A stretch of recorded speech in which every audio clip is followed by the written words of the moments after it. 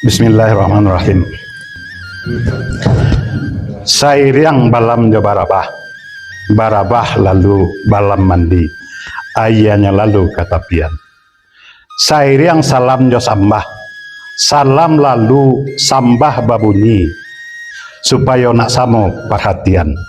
Assalamualaikum warahmatullahi wabarakatuh. Waalaikumsalam. Itu yang salamnya. Kalau babunyi. Bukannya ambo maraso malampau cuma linteh, walaupun ambo tagak berdiri, insyaallah lai dilapeh ambo jatina suci jumungkonan janiah dari sepangka untuk memimpin diskusi pada hari ini.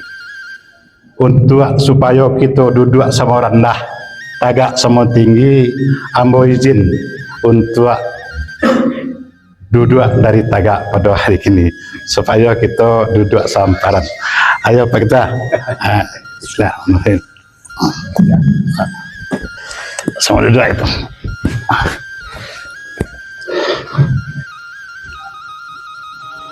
Ini mama nan gadang, nan basa, nan batua.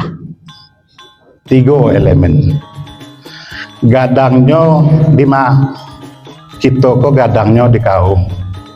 Di luar kaum ndak gadang gitu lah. Bahasanya kita di mana? Bahasanya kita di suku. Karena suku nama dia galak.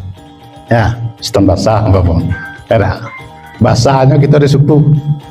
Tuahnya di mana kita? Tuah ini mama itu di nagari. Sama aku salah satu tugasnya menjaga nagari. Salah satu tugas dari mama. Jadi maka dikatakan kita nenek mamako urang nan gadang basa batuah.